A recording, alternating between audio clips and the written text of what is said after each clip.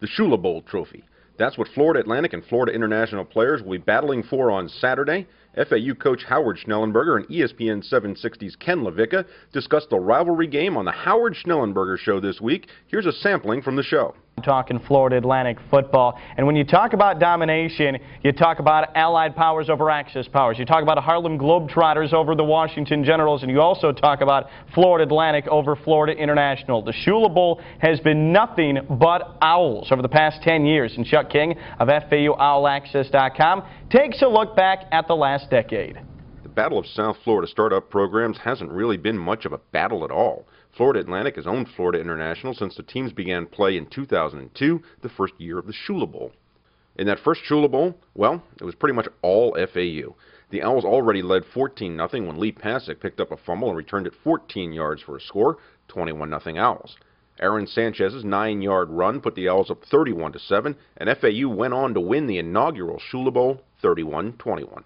How about the 2004 Shula Bowl? That game was pretty tight, tied 3-3 at the half.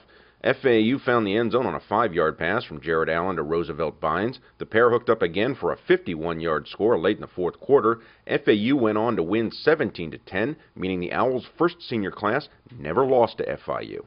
The 2008 Shula Bowl provided the most exciting game in series history. FAU twice trailed by 14 in the fourth quarter. Corey Small's pick six erased one of those deficits, tying the game at 36 midway through the fourth. The Owls still needed to score 2 touchdowns in the final 2:08 to force overtime.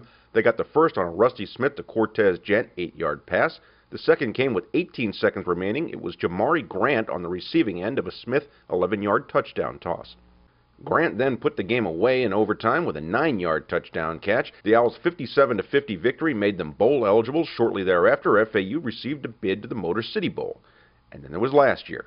Consider it the Alfred Morris game.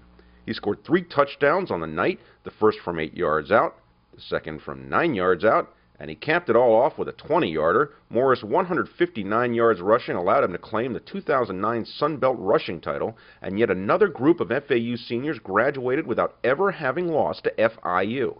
FAU enters this year's game having won 7 of the 8 Shula Bowls. Bringing the story to the Howard Schnellenberger Show, I'm Chuck King. That is certainly a lot of FAU winning. And, Coach, you look back to the rivalry you've helped create with FIU. You've tried to put this whole thing together. And to see how your team year after year has responded, and especially in 2008, that comeback and the ability to win in overtime, I mean, there are a lot of memories from this series. Well, the games have been of all sorts. They've been big scores, small scores, big wins.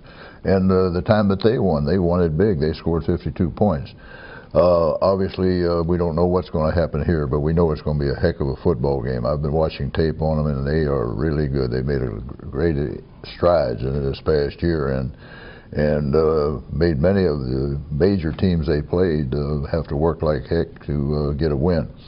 It's going to take every ounce of our strength and courage, and it's going to take every ounce of our abilities to find a way to win this game, but I'm confident that we will. To see more about the Shula Bowl game, head over to the video page on FAUOwlAccess.com. The show is free to members. Newcomers can also enjoy the show for free by signing up for a free trial. That's FAUOwlAccess.com, where it's Owl News, all the time.